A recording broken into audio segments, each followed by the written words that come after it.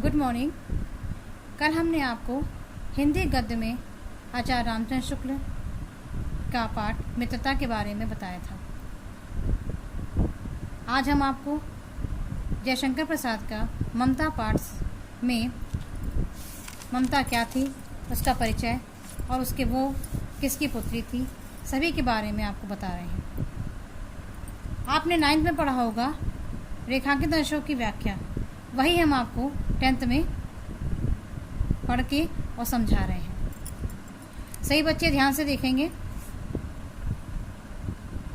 रोहतास दुर्ग के प्रकोष्ठ में बैठी हुई युवती ममता शोण के तीक्ष्ण गंभीर प्रवाह को देख रही है। रोहतास दुर्ग के प्रकोष्ठ माने घर के बाहर का कमरा। तो रोहतास दुर्ग के प्रकोष्ठ में बैठी हुई युवती ममता शोण के तीक्ष्ण गंभीर प्रवाह को देख रही है। शोण सोन नदी। इसमें क्या कह रहे हैं जयशंकर प्रसाद कि रोहतास दुर्ग के बाहर के कमरे में बैठी हुई कौन? ममता युवती सोन नदी के गंभीर प्रवाह माने बहते हुए पानी को वो देख रही है, चुपचाप गुमसुम सी। ममता विधवा थी। ममता कौन थी? एक विधवा स्त्री थी। उसका यौवन शोण के समान ही उमड़ रहा था। जैसे सोन नदी की धारा प्रवाहित हो रही थी, वैसे उसका यौवन भी उसी के समान उमड़ रहा था। अब वो ममता कौन थी? एक विधवा स्त्री थी। उसके बारे में बता रहे हैं, उसके मन मस्तिष्क में कैसी वेदना चल रही है, उसके बारे में यहाँ पे बताया गया है कि मन में उसकी वेदना थी, दुख दर्द था। मस्तक में आंधी। मस्तक माने विचारों में जो विचार उसके आ जा रहे थे वो कैसे थे? उथल पुथल थे, आंधी सी मची हुई थी। आंखों में पानी की बरसात ली हुए, आंखों में पानी अश्रु की धारा प्रवाहित हो रही थी। वह सुख के कंटक शय में विकल थी। उसके पास वो किसकी बेटी थी? चूड़ामणि, मंत्री चूड़ामणि की वो पुत्री थी। लेकिन वो क्या है, उसके पास सारे सुख थे, लेकिन वो क्या थी? वो एक विधवा स्त्री थी। इसलिए सब सुख के होते हुए भी वह दुखी थी। वह रोहतास दुर्गपति के मंत्री चूड़ामणि की अकेली दुहिता थी। दुहिता माने पुत्री। अभी हमने आपको बताया ना कि वह रोहतास दुर्गपति के मंत्री चूड़ामणि की अकेली वो एकमात्र संतान थी, पुत्री थी। फिर उसके लिए कुछ अभाव होना असंभव था। अभाव माने कमी होना। परंतु वह विधवा थी। परंतु क्या था? वह विधवा थी। इसलिए हिंदू विधवा संसार में सबसे तुच्छ निराशा प्राणी है। क्या कह रहे हैं कि हिंदू विधवा स्त्री जो है वो पूरी दुनिया में सबसे कैसी है? निराशा माने इसका कोई आश्रय देने वाला मनुष्य संसार में नहीं है। तब उसकी विडंबना का कहाँ अंत था? तब उसकी विडंबना माने उसकी कहेंगे उसकी समस्याएं थी, परेशानियां थी, उसका कोई अंत नहीं था, क्योंकि वो कैसी थी? ममता एक विधवा स्त्री थी। नेक्स्ट। हे भगवान, तब के लिए विपद के लिए इतना आयोजन, परमपिता की इच्छा के विरुद्ध इतना साहस। अब ये कौन है? देखिए, हम जो आपको पढ़ा रहे हैं, सही बच्चे ध्यान से इसको देखेंगे। ये आप जब अपना ये लेसन अच्छे ध्यान से पढ़ेंगे तभी आपको पता चलेगा कि इस पैराग्राफ में कौन किसके लिए क्या कह रहा है। ठीक है? अब देखिए यहाँ पर, हे भगवान, यहाँ पर ममता कह रही है अपने पिता से। पिता कौन? चूड़ामणि। वो आकर के उसको बहुत सारे जेवर देते हैं और पैसा देते हैं। तो वो कह रही है, हे भगवान, तब के लिए विपद के लिए इतना आयोजन। वो कह रही कि हे पिताजी, आप जो ये सब सामान लेकर के आए, विपत्ति के लिए आपने इतना सारा सामान इकट्ठा करके रखा है। परमपिता की इच्छा के वो इतना साहस, परमपिता की इच्छा नहीं थी, फिर भी आपने क्या किया कि सारे विपत्ति के समय ये सब काम आ जाए, इसके लिए आपने ये सब सामान मेरे लिए बटोर के रखा है। पिताजी, क्या भीख ना मिलेगी? इस दुनिया में अगर कुछ हो जाता है तो क्या भीख भी कोई नहीं देगा? क्या कोई हिंदू भूपृष्ठ पर ना बचा रह जाएगा? भूपृष्ठ माने इस पृथ्वी पर, भू माने पृथ्वी। इस पृथ्वी पर क्या कोई हिंदू ऐसा नहीं होगा जो ब्राह्मण को 2 मुट्ठी अन्न दे सके? ये असंभव है। असंभव माने जो संभव ना हो सके, वह असंभव। फिर दीजिए। वो कह रही, अच्छा ठीक है, आप मुझे दीजिए पिताजी, मैं काँप रही हूँ। मैं ये सब स्थितियों को देखकर वो क्या कह रही? वो चूड़ामणि की पुत्री कौन है? ममता। वो कह रही, मैं काँप रही हूँ। इसकी चमक आंखों को अंधा बना रही। किसकी चमक? जो उनके पिता ने उनको जेवर दिए हैं, और पैसा दिया, रुपया दिया, अशरफियाँ दिया है, सोने की मोहरें दी हैं। उन सबको देखकर वो कह रही है कि मेरी आँख कैसी हो रही, मेरी आँखों को ये अंधा बना रही है। तो वो क्या कह रहे हैं, चूड़ामणि अंत में कहते हैं मूर्ख है, यह कहकर चूड़ामणि चले गए। नेक्स्ट देखिए, गला सूख रहा है, साथी छूट गए हैं, अश्व गिर पड़ा है, इतना थका हुआ हूँ, इतना। कहते कहते वह व्यक्ति धम से बैठ गया और उसके सामने ब्रह्मांड घूमने लगा। कौन व्यक्ति? शेषासुरी से पराजित होकर के मुगल बादशाह हुमायूं जब आते हैं तो वो क्या कहते हैं, किसको देख रहे हैं? ममता को देख रहे हैं। तो वो कहते हैं उससे कि मेरा गला सूख रहा है और सभी साथी जो युद्ध में मेरे साथ थे वे सब वो पीछे छूट गए हैं। अश्व गिर पड़ा, घोड़ा जो था वो वही युद्ध भूमि में गिर पड़ा है और मैं इतना थक चुका हूँ।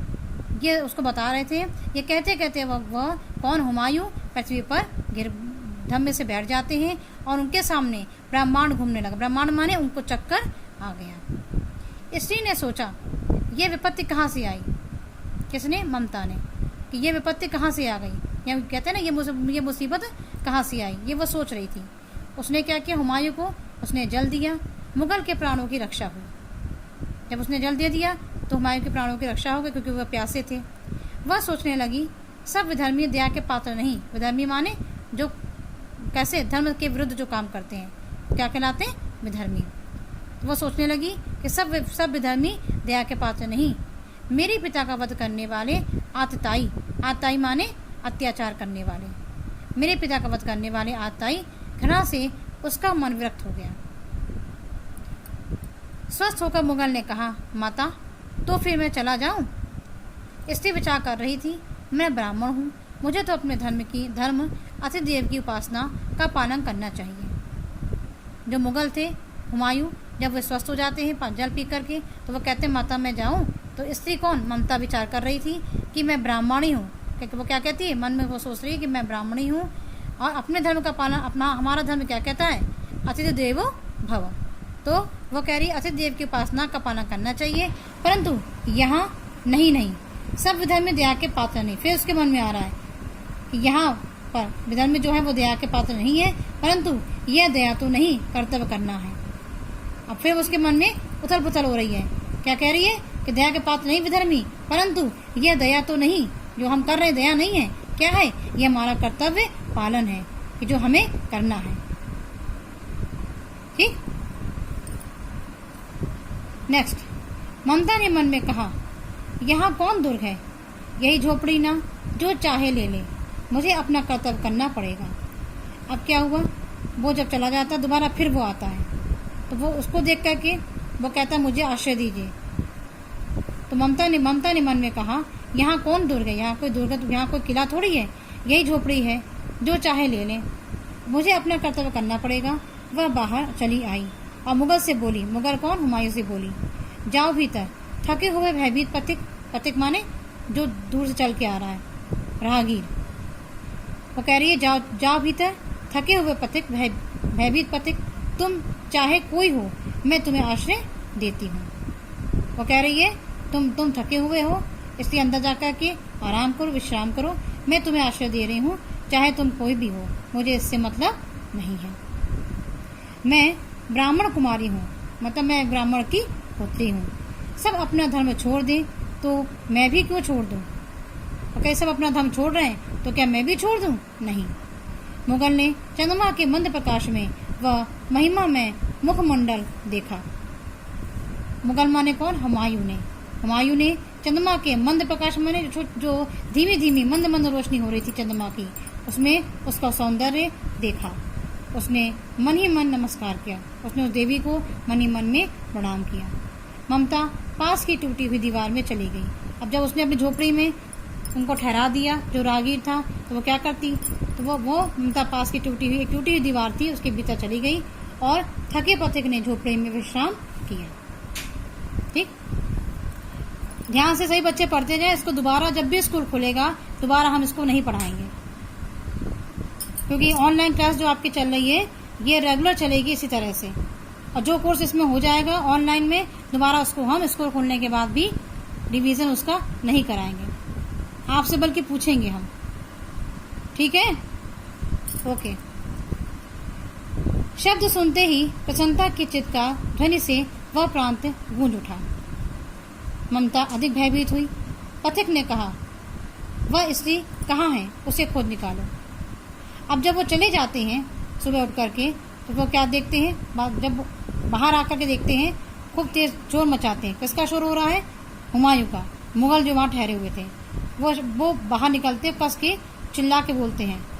उनकी आवाज़ से कौन भयभीत हो जाता है? ममता भयभीत हो जाती है। और वो कहते हैं, मिर्जा, जो उसके साथ में थे, मिर्जा, वो कहते हैं, मिर्जा, वह स्त्री कहाँ है, उसे खोज निकालो। ममता छिपने के लिए अधिक सचेष्ट हुई। सचेष्ट माने उसने बहुत ही उसने प्रयास किया छिपने का। वह मृगदाव में चली गई। मृगदाव माने हिरण, दाव माने घर, जहाँ पे हिरण छुपते हैं वहाँ पे वो चली गई। दिन भर उसमें से ना निकली। दिन भर वो उसी में रही, उससे बाहर वो नहीं निकली। संध्या में जब उन लोगों के जाने का उपक्रम हुआ तो ममता ने सुना। संध्या में जब शाम हो गई और वो लोग जाने लगे तो ममता ने क्या सुना? पथिक घोड़े पर सवार होते हुए कह रहा था। पथिक घोड़े पर सवार होकर के क्या कह रहा था? मिर्जा, उस स्त्री को मैं कुछ ना दे सका, उसका घर बनवा देना। क्या कह रहे? मिर्जा, मैं उस स्त्री को कुछ दे नहीं पाया, इसलिए तुम क्या करना, उसका घर बनवा देना। ये झोपड़ी है, इसके स्थान पर उसका घर बनवा देना, क्योंकि मैंने विपत्ति में यहाँ विश्राम पाया था। विपत्ति माने मुसीबत में। यह स्थान भूलना मत। इसके बाद वे चले गए। नेक्स्ट, अश्वारोही पास आया। ममता ने रुक रुक कर कहा, मैं नहीं जानती कि वह शहंशाह था या साधारण मुगल। अब जब वो चले गए दोबारा फिर वो लौट करके आते हैं, और वहाँ पर जब आते हैं, ममता ने नहीं देखा था कि वो कौन था, वो पहचानती नहीं थी। उसने रात में अपनी झोपड़ी में उसको आश्रय दिया था, और वो वहाँ कहाँ चली गई थी? वो एक दीवार टूटी हुई थी, वहाँ पे एक घर बना था, वहाँ पे वो जा करके उसने वहाँ पे विश्राम किया था। तो जब दोबारा से वही अश्वारोही माने घोड़े पर सवार होकर के दोबारा से वो व्यक्ति आया, किसके पास है? ममता के पास आया। तो ममता ने रुक रुक कर कहा उससे कि मैं नहीं जानती कि वह शहंशाह था, कि वह राजा था, या साधारण मुगल, या एक साधारण व्यक्ति। पर एक दिन इसी झोपड़ी के नीचे वह रहा। पर एक दिन के लिए वो इसी झोपड़ी के अंदर आकर के पड़ रहा था। मैंने सुना था कि वह मेरा घर बनवाने की आज्ञा दे चुका था। उसने क्या सुना ममता ने? कि वह किससे कह रहा था? मिर्जा से कह रहा था। मैंने सुना था कि वह मेरा घर बनवाने की आज्ञा दे चुका था। मैं आजीवन अपनी झोपड़ी के खोदे जाने के डर से भयभीत रही। मतलब मैं जिंदगी भर, आजीवन माने जीवन भर, मैं जीवन भर अपनी झोपड़ी के खोदे जाने के डर से भयभीत रही। मतलब वो व्यक्ति नहीं आया, बाद में आया, तब उसने उसको वो बता रही है काफी समय के बाद कि मैं जीवन भर अपनी झोपड़ी के खोदे जाने के डर से भयभीत रही, कि मतलब ये खोद करके यहाँ पे कोई मकान बनेगा, मेरी झोपड़ी टूट जाएगी।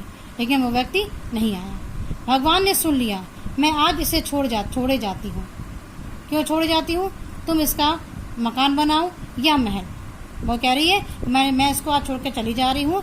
तुम किससे कह रही है? अश्वारोही से, जो घोड़े पर सवार होकर के आया है, कि तुम इसका मकान बनाओ या महल। मैं अपने चिर विश्राम गृह में जाती हूँ। चिर विश्राम गृह माने मतलब वो क्या हो रही है?